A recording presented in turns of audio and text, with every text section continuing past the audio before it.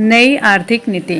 नई आर्थिक नीति आर्थिक सुधार से संबंधित है जिसका उद्देश्य उत्पादकता में सुधार, नई तकनीकी को आत्मसात करना तथा समग्र रूप से क्षमता के पूर्णतः प्रयोग को एक राष्ट्रीय अभियान का रूप देना है।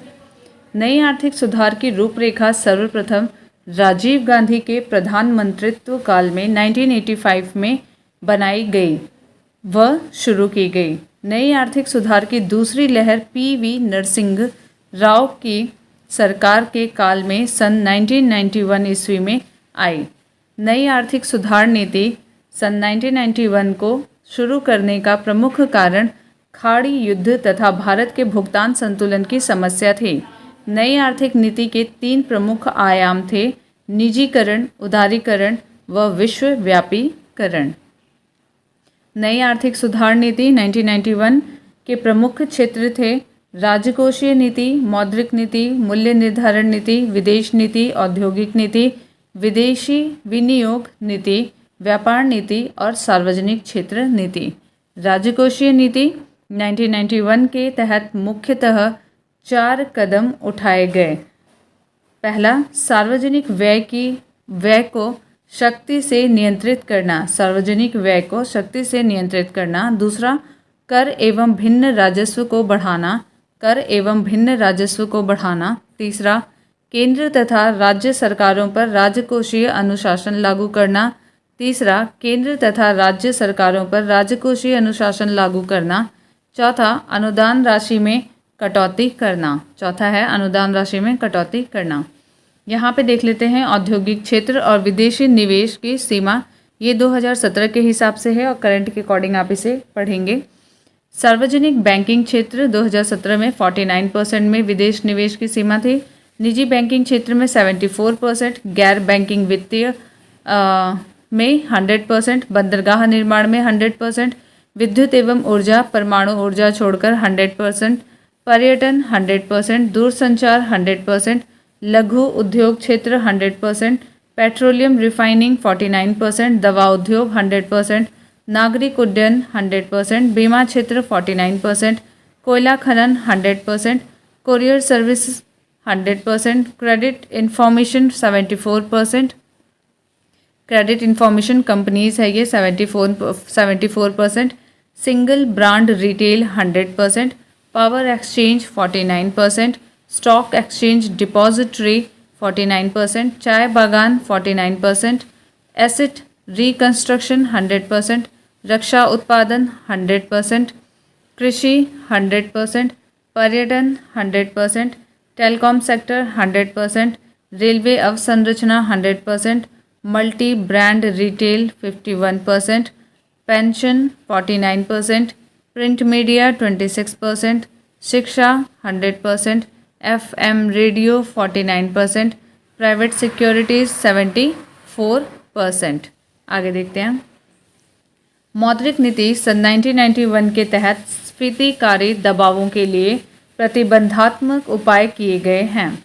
औद्योगिक सुधार नीति 1991 ईस्वी के अधीन जिन उपायों को लागू किया गया है वे हैं: 18 उद्योगों की सूची को छोड़ अन्य सभी उद्योगों के लिए लाइसेंस हटा दिए गए। MRTP कंपनियों को विनियोग हेतु MRTP आयोग से मुक्त कर दिया गया। सार्वजनिक क्षेत्र के लिए आरक्षित क्रियाओं का दायरा सीमित कर दिया गया तथा उक्त क्षेत्र में निजी क्षेत्र को अनुमति दी गई। विदेशी विनियोग नीति 1991 के तहत जिन सुधारों को लक्ष्यबद्ध किया गया है वे हैं: बहुत से उद्योगों में 51% विदेशी हिस्सा पूंजी के स्वामित्व की सीमा तक, प्रत्यक्ष विदेशी विनियोग की स्वतः स्वीकृति दी गई। निर्यात में लगी विदेशी व्यापार कंपनी को 51% तक हिस्सा पूंजी लगाने की अनुमति होगी। सरकार उच्च प्राथमिकता वाले उद्योगों में तकनीकी संधियों के लिए स्वतः स्वीकृति प्रदान करेगी। व्यापार नीति 1991 के तहत अर्थव्यवस्था के अंतर्राष्ट्रीय एकीकरण को प्रोन्नत करने हेतु उद्योग को प्राप्त अत्यधिक व अविवेकपूर्ण संरक्षण धीरे धीरे समाप्त करने की दिशा में कदम उठाए गए। सार्वजनिक क्षेत्र संबंधी नीति 1991 के तहत उद्यमों में कार्यकुशलता व बाजार अनुशासन लाने के लिए जिन उपायों को लागू किया गया वे हैं: आरक्षित उद्योगों की संख्या घटाकर 8 कर दी गई थी। वर्तमान में केवल 2 उद्योग हैं। जीर्ण उद्योगों के पुनरुत्थान का कार्य औद्योगिक एवं वित्तीय पुनर्निर्माण बोर्ड को सौंप दिया गया। सार्वजनिक उद्यमों के निष्पादन में उन्नति के लिए उद्यमों को बोध ज्ञापन MOU के माध्यम से मजबूत किया गया। श्रमिकों की संख्या कम करने के लिए स्वैच्छिक सेवा निवृत्ति योजनाएं आरंभ की गईं। नई आर्थिक सुधार नीति सन 1991 ईस्वी से आगे बढ़ते हुए अब तक काफ़ी खुली, उदार तथा वैश्वीकृत हो चुकी है। वर्तमान में नई औद्योगिक नीति के तहत आरक्षित उद्योगों की संख्या 2 है। परमाणु ऊर्जा, दूसरी है रेल परिवहन। संसाधन जुटाने तथा कार्यकुशलता लाने की दृष्टि से सार्वजनिक उद्यमों के संबंध में विनिवेश की नई नीति वर्ष 1991 से 92 से अपनाई गई है। 100% निर्यात मूलक इकाइयों में 100% विदेशी पूंजी निवेश की अनुमति दी गई है। विनिवेश या अपनिवेश डिसइन्वेस्टमेंट का अर्थ उद्यमों में सरकारी भागीदारी घटाना है। 1996 ईस्वी में विनिवेश मुद्दे पर समीक्षा, सुझाव तथा विनियमन के लिए विनिवेश कमीशन का गठन किया गया था। इसके पहले अध्यक्ष GV रामकृष्ण थे। औद्योगिक आधुनिकीकरण, तकनीकी विकास के परिणामस्वरूप प्रभावित होने वाली तथा बंद की जाने वाली रुग्ण औद्योगिक इकाइयों के वे स्थापित श्रमिकों की सहायता तथा पुनर्स्थापना के लिए सन 1992 ईस्वी में राष्ट्रीय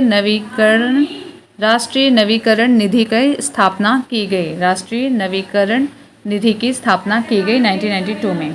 नवरत्न वैसी कंपनियां हैं जो विश्व स्तरीय कंपनियों के रूप में उभर रही हैं तथा जिसे सरकार ने प्रोत्साहित करने के उद्देश्य से पूर्ण स्वायत्तता प्रदान की है। ऐसे कुल 23 कंपनियां हैं, जिसमें से 7 कंपनियों को महारत्न कंपनी का दर्जा दिया गया। दूसरे चरण के आर्थिक सुधार कार्यक्रम के प्रमुख लक्ष्य 7 से 8% वृद्धि दर से निरंतर समान एवं रोजगार सृजनकारी दिशा में विकास तथा देश से गरीबी का उन्मूलन करना है। भारतीय वित्तीय व्यवस्था। भारतीय वित्तीय व्यवस्था से तात्पर्य ऐसी व्यवस्था से है जिसमें व्यक्तियों, वित्तीय संस्थाओं, बैंकों, औद्योगिक कंपनियों तथा सरकार द्वारा वित्त की मांग होती है तथा इसकी पूर्ति की जाती है। भारतीय वित्त व्यवस्था के 2 पक्ष हैं, पहला मांग पक्ष और दूसरा पूर्ति पक्ष। मांग पक्ष का प्रतिनिधित्व व्यक्तिगत निवेशक, औद्योगिक तथा व्यापारिक कंपनियां, सरकार आदि करते हैं, जबकि पूर्ति पक्ष का प्रतिनिधित्व बैंक, बीमा कंपनियां, म्यूचुअल फंड तथा अन्य वित्तीय संस्थाएं करती हैं। भारतीय वित्तीय व्यवस्थाओं को 2 भागों में बांटा गया है, पहला भारतीय मुद्रा बाजार तथा दूसरा भारतीय पूंजी बाजार। भारतीय मुद्रा बाजार को 3 भागों में बांटा गया है, असंगठित क्षेत्र, संगठित क्षेत्र में बैंकिंग क्षेत्र तथा मुद्रा बाजार का उप बाजार। असंगठित क्षेत्र के अंतर्गत देसी बैंकर, साहूकार और महाजन आदि परंपरागत स्रोत आते हैं। ग्रामीण तथा कृषि शाख में अब भी इनकी महती भूमिका होती है। संगठित क्षेत्र में भारतीय रिजर्व बैंक यानी कि RBI शीर्ष संस्था है तथा इसके अतिरिक्त सार्वजनिक क्षेत्र के बैंक, निजी क्षेत्र के बैंक, विदेशी बैंक तथा अन्य वित्तीय संस्थाएं आती हैं। रिजर्व बैंक की स्थापना 1 अप्रैल 1935, 1 अप्रैल 1935 को 5 करोड़ की अधिकृत पूंजी से हुई तथा 1 जनवरी 1949 को इसका राष्ट्रीयकरण किया गया। याद रखिएगा, रिजर्व बैंक की स्थापना 1 अप्रैल 1935 को हुई थी और इसका राष्ट्रीयकरण 1 जनवरी 1949 को हुआ था। रिजर्व बैंक भारत का केंद्रीय बैंक है। इसका मुख्यालय मुंबई में है। भारत में मौद्रिक एवं साख नीति रिजर्व बैंक द्वारा ही बनाई जाती है। भारत में मौद्रिक एवं साख नीति रिजर्व बैंक द्वारा बनाई जाती है और लागू की जाती है। सर ऑसबोर्न स्मिथ 1 अप्रैल 1935 से 30 जून 1937 तक RBI के प्रथम गवर्नर थे। सर ऑसबोर्न स्मिथ प्रथम गवर्नर थे RBI के। प्रथम भारतीय एवं स्वतंत्र भारत के प्रथम RBI गवर्नर C.D. देशमुख थे। ये 11 अगस्त 1943 से 30 जून 1949 तक थे। इन्हीं के समय में आरबीआई का राष्ट्रीयकरण किया गया था। सी.डी. देशमुख के समय में। बैंकों के राष्ट्रीयकरण के समय एल.के. झा आरबीआई के गवर्नर थे। बैंकों के राष्ट्रीयकरण के समय में एल.के. झा आरबीआई के गवर्नर थे। हिल्टन यंग आयोग पहला आयोग था जिसने केंद्रीय बैंक के रूप में रिजर्व बैंक ऑफ इंडिया की संस्तुति की थी। भारतीय रिजर्व बैंक का लेखा वर्ष 1 जुलाई से 30 जून है। आरबीआई देश में मौद्रिक गतिविधियों के नियमन का नियंत्रण करता है। आरबीआई देश में मौद्रिक गतिविधियों के नियमन का नियंत्रण करता है। भारतीय रिजर्व बैंक के 2 प्रकार के कार्य हैं, सामान्य केंद्रीय बैंकिंग कार्य और दूसरा विकास संबंधी और प्रवर्तन कार्य। सामान्य केंद्रीय बैंकिंग कार्य के अधीन आरबीआई के द्वारा निम्नलिखित कार्य किए जाते हैं। पहला, करेंसी नोटों का निर्गमन। दूसरा, सरकारी बैंकर का काम। तीसरा, बैंकों के बैंक का काम। विदेशी विनियमन को नियंत्रित करना। साख नियंत्रण एवं आंकड़ों का संग्रह और प्रकाशन करना। विकास संबंधी एवं प्रवर्तन कार्य के अधीन भारतीय रिजर्व बैंक का कार्य निम्न प्रकार है। पहला, मुद्रा बाजार पर प्रतिबंधात्मक नियंत्रण। दूसरा, बचतों सेविंग्स को बैंकों व अन्य वित्तीय संस्थाओं के माध्यम से उत्पादन के लिए उपलब्ध कराना। तीसरा, लोगों में बैंकिंग की आदत बढ़ाने के लिए प्रयास करना आदि। नोट, बैंकिंग की आदत बढ़ाने के उद्देश्य से ही सन 1964 ईस्वी में भारतीय यूनिट ट्रस्ट यूटीआई की स्थापना की गई। संस्थागत कृषि साख की सुविधा की व्यवस्था और विस्तार रिजर्व बैंक की एक अन्य महत्वपूर्ण जिम्मेदारी है। इसी उद्देश्य के तहत 1963 ईस्वी में कृषि पुनर्वित्त एवं विकास निगम की स्थापना की गई। भारतीय रिजर्व बैंक द्वारा साख पर नियंत्रण निम्न तरीकों से किया जाता है। पहला, बैंक दर नीति द्वारा। दूसरा, खुले बाजार की क्रियाओं द्वारा। तीसरा, बैंकों की नकद कोष संबंधी आवश्यकताओं में परिवर्तन करके। चौथा, तरलता संबंधी वैधानिक आवश्यकताओं को पूरा करके। पांचवा, विभेदक ब्याज दरों की प्रणाली अपनाकर। छठा, चयनात्मक साख नियंत्रण नीति से। सातवां, नैतिक प्रभाव की नीति से। बैंकों के ग्राहकों की शिकायतों का निदान कराने के लिए बैंकिंग लोकपाल योजना भारत में रिजर्व बैंक ने 14 जून 1995 से लागू किया था। भारतीय रिजर्व बैंक जम्मू एवं कश्मीर सरकार के कारोबार का संचालन नहीं करता है। सरकार अर्थोपाय ऋण ways and means advances RBI से लेती है। आरबीआई के द्वारा नगद कोष अनुपात में कमी करने से साख सृजन में वृद्धि होती है। आरबीआई के द्वारा नगद कोष अनुपात में कमी करने से साख सृजन में वृद्धि होती है। नियत न्यूनतम आरक्षण प्रणाली के अंतर्गत आरबीआई करेंसी नोट जारी करता है। आरबीआई के नोट निर्गमन विभाग के पास हर समय कम से कम 115 करोड़ मूल्य का स्वर्ण कोष रहना चाहिए। आरबीआई की खुला बाजार कार्यवाही का अर्थ है सरकारी बॉन्डों का क्रय और विक्रय। सरकारी बॉन्डों का क्रय और विक्रय। भारत में पहला व्यापारिक bank general bank of India था जिसे 1786 में खोला गया था। इसके बाद 1790 में बैंक ऑफ हिंदुस्तान खोला गया। ये सभी बैंक यूरोपियन थे। भारतीयों द्वारा प्रबंधित सीमित दायित्व का प्रथम भारतीय अवध कॉमर्शियल बैंक था जिसे 1881 में स्थापित किया गया था। इसके बाद 1894 में पंजाब नेशनल बैंक स्थापित किया गया जो पूर्ण रूप से भारतीयों द्वारा प्रबंधित था। 1806 में बैंक ऑफ बंगाल, 1840 में बैंक ऑफ बॉम्बे, 1843 में बैंक ऑफ मद्रास की स्थापना की गई। 1921 में इन तीनों बैंकों को मिलाकर इंपीरियल बैंक ऑफ इंडिया की स्थापना की गई और 1 जुलाई 1955 को राष्ट्रीयकरण के उपरांत इसका नाम बदलकर स्टेट बैंक ऑफ इंडिया रख दिया गया। 1 जुलाई 1955 को राष्ट्रीयकरण के उपरांत इसका नाम बदलकर स्टेट बैंक ऑफ इंडिया रख दिया गया। 1959 ईस्वी में 8 क्षेत्रीय बैंकों को राष्ट्रीयकृत कर स्टेट बैंक के सहायक का दर्जा दिया गया। इन 8 सहायक बैंकों में स्टेट बैंक ऑफ बीकानेर तथा स्टेट बैंक ऑफ जयपुर को मिलाकर स्टेट बैंक ऑफ बीकानेर एवं जयपुर बना दिया गया। स्टेट बैंक ऑफ सौराष्ट्र का जुलाई 2008 में एवं स्टेट बैंक ऑफ इंदौर का जून 2009 में एसबीआई में विलय कर दिया गया। शेष बचे 5 सहायक बैंकों तथा भारतीय महिला बैंक का 1 अप्रैल 2017 से भारतीय स्टेट बैंक में विलय कर दिया गया। स्टेट बैंक ऑफ इंडिया का विज्ञापन पंक्ति है, with you all the way. State bank of India Bharat का सबसे बड़ा व्यापारिक बैंक है। भारत में 1 लाख के बाजार पूंजीकरण तक पहुंचने वाला पहला बैंक है। इसका मुख्यालय मुंबई में है। जीवन बीमा क्षेत्र में प्रवेश करने वाला देश का पहला वाणिज्यिक बैंक भारतीय स्टेट बैंक है, फ्रांस की कार्डिफ एसए के साथ। विदेशों में भारतीय स्टेट बैंक के सर्वाधिक कार्यालय हैं। इसके 28 देशों में 59 विदेशी कार्यालय हैं। नाबार्ड ने भारतीय स्टेट बैंक को स्वयं सहायता प्रोन्नयन संस्थान का दर्जा दिया है। भारत में 43 विदेशी बैंक अप्रैल 2016 तक कार्यरत हैं। इसमें सर्वाधिक संख्या स्टैंडर्ड चार्टर बैंक का है।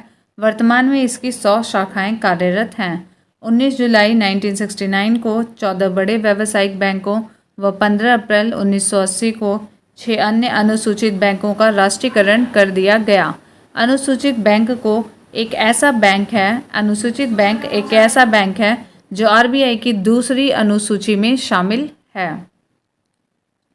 सार्वजनिक बैंक वे बैंक हैं जिसमें सरकार की धारिता 51% से अधिक है। भारत में सार्वजनिक बैंकों के अंतर्गत 26 बैंक हैं। सार्वजनिक क्षेत्र के बैंकों द्वारा कुल बैंक जमा का लगभग 91% का नियंत्रण किया जाता है। प्रथम बैंक क्रेडिट कार्ड 1959 में बैंक ऑफ अमेरिका द्वारा निर्गत किया गया था। वाणिज्यिक बैंकों द्वारा स्वैच्छिक सेवानिवृत्ति योजना को लागू करने वाला सार्वजनिक क्षेत्र का पहला बैंक पंजाब नेशनल बैंक था। इसने यह योजना 1 नवंबर 2000 को लागू की थी। देश में पहला मोबाइल बैंक मध्य प्रदेश के खरगोन जिले में ग्रामीण क्षेत्रों में कार्यरत है। लक्ष्मी वाहिनी बैंक नाम के इस चलते फिरते बैंक की स्थापना 1 करोड़ रुपए की लागत से एक मोबाइल वैन में की गई है। स्टेट बैंक ऑफ इंडिया द्वारा देश का पहला तैरता एटीएम कोच्चि में 9 फरवरी 2004 को लॉन्च किया गया था। यह ATM Kerala shipping and inland navigation corporation के झनकार नाम की स्टीमर में लगाया गया है। यह स्टीमर एर्नाकुलम और व्यपिन के बीच चलती है। गैर बैंकिंग वित्तीय कंपनी से बैंक के रूप में रूपांतरित होने वाला पहला bank Kotak Mahindra bank limited है। पूर्व में यह कोटक महिंद्रा फाइनेंस कंपनी के रूप में कार्यरत था। यहाँ ऊपर कुछ पॉइंट्स देख लेते हैं। पहले चरण में राष्ट्रीयकृत बैंक हैं, तो इसके अंतर्गत आता है पहला Bank of India, Union Bank of India, Bank of Baroda, Bank of Maharashtra, Central Bank of India, Canara Bank, Syndicate Bank और United Commercial Bank, Punjab National Bank, Indian Bank, Indian Overseas Bank, Allahabad Bank, United Bank of India, Dena Bank. दूसरे चरण में राष्ट्रीयकृत बैंक हैं Andhra Bank, Corporational Bank, New Bank of India, Oriental Bank of Commerce, Punjab तथा Sind Bank, Vijaya Bank. Bharat में सहकारी बैंकों का गठन 3 स्तरों वाला है। राज्य सहकारी बैंक संबंधित राज्य में शीर्षस्थ संस्था होती है।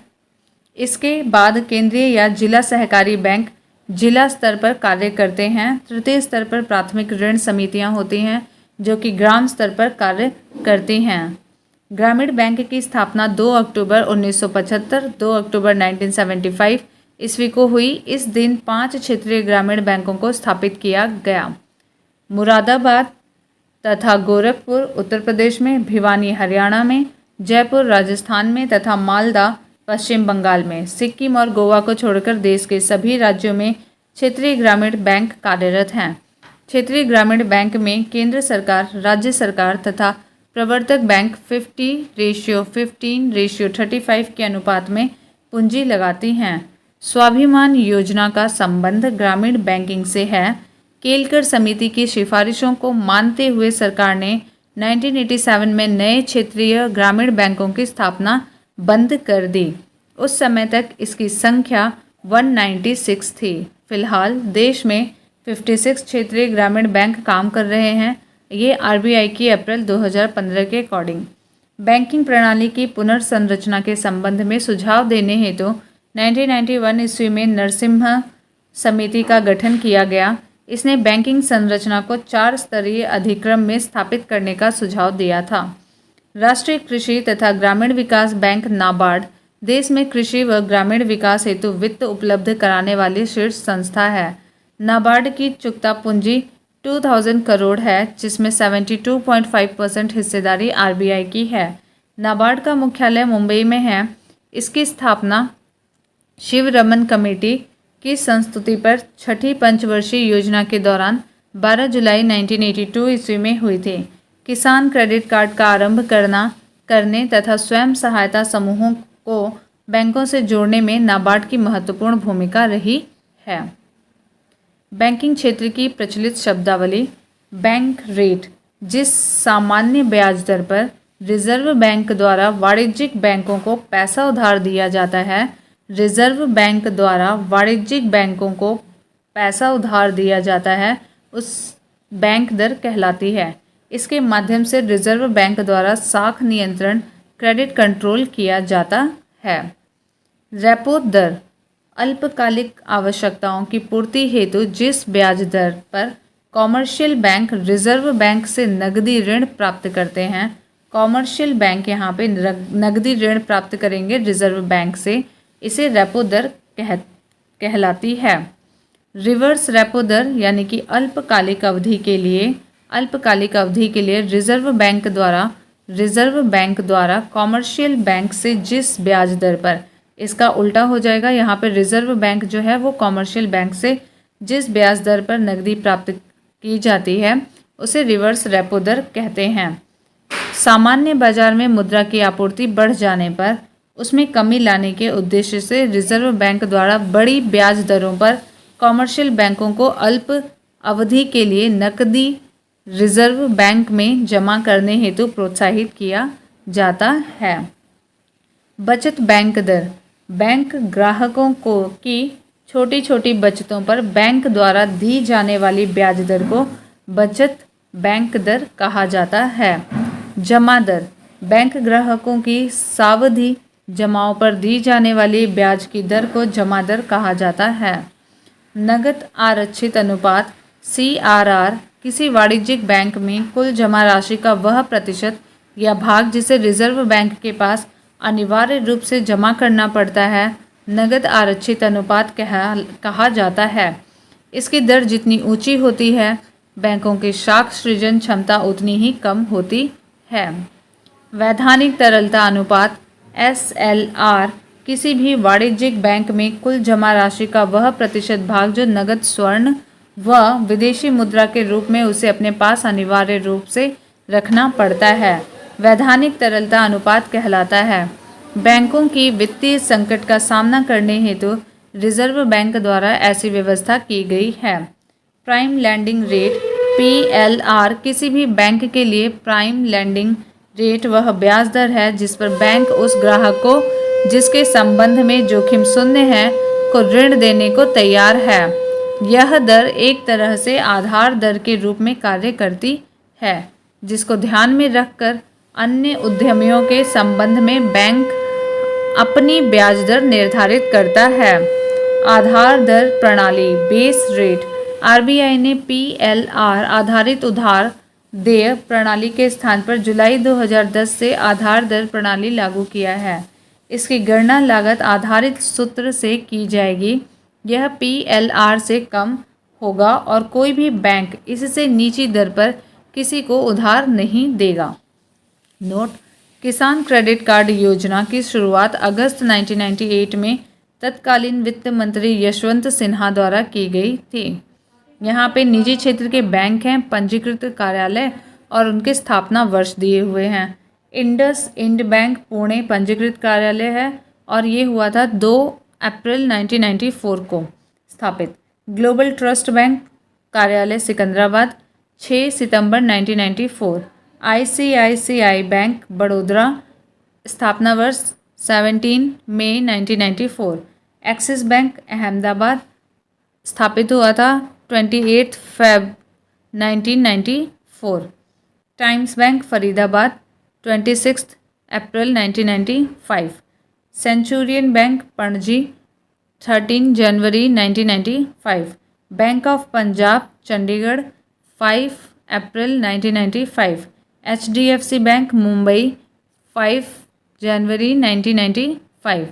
IDBI बैंक इंदौर, 28 सितंबर 1995। Development credit bank limited Mumbai कार्यालय है और स्थापना हुई थी 31 मई 1995। UTI बैंक का नाम बदलकर एक्सिस बैंक लिमिटेड कर दिया गया है। ये 30 जुलाई 2007 से है।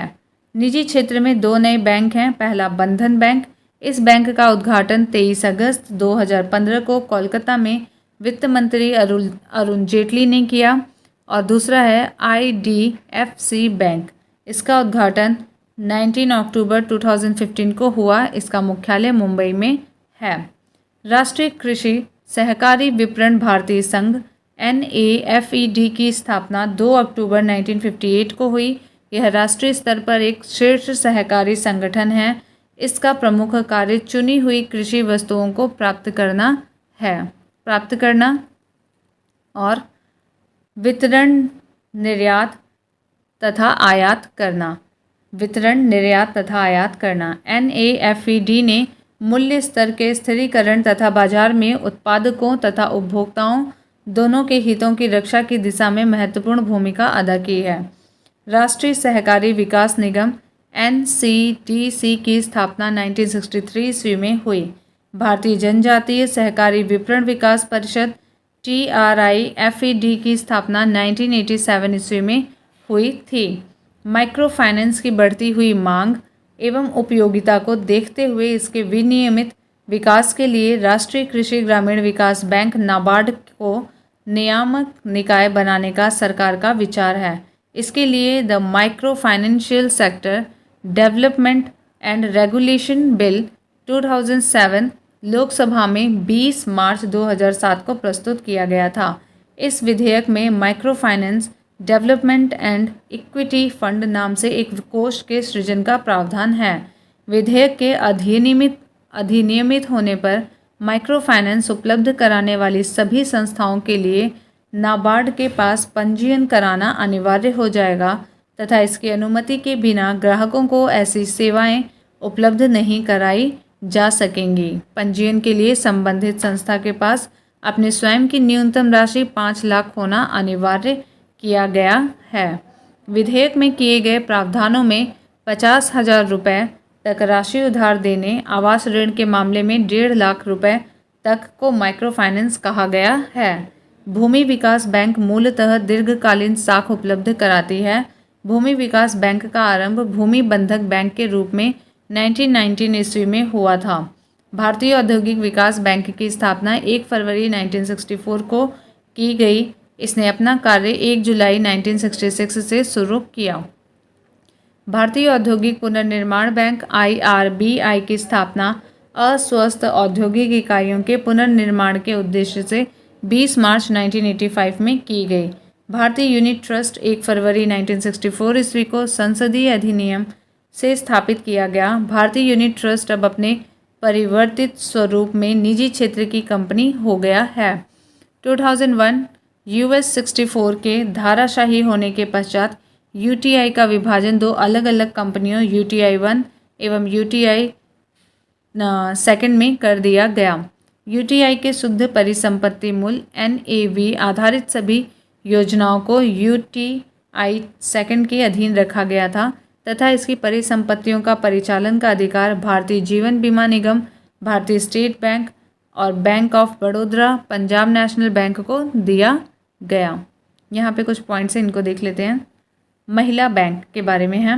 भारतीय महिला बैंक भारत का प्रथम पूर्ण रूप से महिलाओं का बैंक है। इसकी शुरुआत 19 नवंबर 2013 को 1000 करोड़ रुपए की पूंजी के साथ की गई थी। इसका उद्घाटन संयुक्त रूप से 19 नवंबर 2013 तत्कालीन प्रधानमंत्री मनमोहन सिंह एवं सोनिया गांधी ने किया था। उषा अनंत सुब्रमण्यम को महिला बैंक की प्रथम प्रबंधक निदेशक नियुक्त किया गया। इनकी कॉरपोरेट कार्यालय नेहरू प्लेस नई दिल्ली के IFCI टावर में है। यह पहला सार्वजनिक बैंक है जो संसद के अधिनियम के द्वारा समामेलित किया गया। 21 मई 2014 को भारतीय महिला बैंक को RBI अधिनियम की दूसरी अनुसूची 1934 में शामिल करने की अधिसूचना की घोषणा की गई। भारतीय महिला बैंक को अनुसूची में शामिल किए जाने के साथ ही भारत में अनुसूचित वाणिज्यिक बैंकों की कुल संख्या अब 90 हो गई है। इसकी 5 शाखाएं शीघ्र ही मुंबई, कोलकाता, चेन्नई, अहमदाबाद व गुवाहाटी में काम करना शुरू करेंगी। महिला बैंक का 1 अप्रैल 2017 को स्टेट बैंक ऑफ इंडिया में विलय कर दिया गया। इन चारों ने सरकार को पूरा मूल्य चुकाकर UTI सेकंड, UTI AMC के प्रबंधन के साथ साथ इसका स्वामित्व भी हासिल कर लिया। UTI AMC UTI mutual fund में इन चारों की हिस्सेदारी 25% है। भारतीय जीवन बीमा निगम का मुख्यालय मुंबई में है। इस समय इसके 7 जोनल कार्यालय तथा 100 क्षेत्रीय कार्यालय हैं। इसकी स्थापना 1956 ईस्वी में की गई थी। दिसंबर 2011 में LIC की चुकता पूंजी 5 करोड़ से बढ़कर 100 करोड़ रुपए कर दिया गया है। भारतीय साधारण बीमा निगम GIC की स्थापना 1972 ईस्वी में की गई। भारतीय बीमा विनियामक और विकास प्राधिकरण insurance regulatory and development authority of India एडा IRDA का मुख्यालय हैदराबाद में है। 17 मार्च 1997 ईस्वी को सरकार ने कंपनी अधिनियम सन 1956 ईस्वी के अधीन भारतीय औद्योगिक निवेश बैंक लिमिटेड की स्थापना की। वर्तमान में इसकी अधिकृत पूंजी 1000 करोड़ रुपए तथा मुख्यालय कोलकाता में है। प्रमुख वित्तीय संस्थाएं और यहाँ पे स्थापना वर्ष है। Imperial bank of India 1921, reserve bank of India जिसका मुख्यालय मुंबई में है 1 अप्रैल 1935, भारतीय औद्योगिक निगम 1948, भारतीय औद्योगिक ऋण एवं निवेश निगम जनवरी 1955, भारतीय स्टेट बैंक 1 जुलाई 1955, भारतीय यूनिट ट्रस्ट मुंबई में मुख्यालय है 1 फरवरी 1964, कृषि एवं ग्रामीण विकास हेतु राष्ट्रीय बैंक 12 जुलाई 1982, भारतीय औद्योगिक पुनर्निर्माण बैंक 20 मार्च 1985, भारतीय लघु उद्योग विकास बैंक जिसका मुख्यालय लखनऊ में है अप्रैल 1990, भारतीय निर्यात आयात बैंक 1 जनवरी 1982, राष्ट्रीय आवास बैंक जुलाई 1988, क्षेत्रीय ग्रामीण बैंक 2 अक्टूबर 1975, भारतीय जीवन बीमा निगम मुख्यालय मुंबई सितंबर 1956, भारतीय साधारण बीमा निगम 1 नवंबर 1972, राष्ट्रीय कृषि एवं ग्रामीण विकास बैंक 12 जुलाई 1982। भारतीय वित्त व्यवस्था से जुड़े कुछ अन्य महत्वपूर्ण तथ्य। भारत में वित्तीय वर्ष 1 अप्रैल से 31 मार्च तक होता है। 1 रुपये के नोट तथा सिक्के का निर्गमन वित्त मंत्रालय भारत सरकार करता है तथा इसके अतिरिक्त समस्त करेंसी नोटों का निर्गमन रिजर्व बैंक करता है। 1 रुपये के नोट पर केंद्रीय वित्त सचिव का हस्ताक्षर होता है। भारतीय मुद्रा नोटों की छपाई के लिए कपास एवं कपास के लते का उपयोग छपाई सामग्री के रूप में किया जाता है। RBI व्यापारिक बैंकों के शाखा विस्तार का नियमन, व्यापार समापन का नियमन करती है। RBI व्यापारिक बैंकों के शाख सृजन क्षमता को मार्जिन बढ़ाकर नियंत्रित कर सकता है। कोई भी बैंक अपनी किसी शाखा का स्थानांतरण बिना RBI की अनुमति के नहीं कर सकता। भारत के विदेशी व्यापार से संबंधित आंकड़े RBI द्वारा एकत्रित तथा प्रकाशित होते हैं।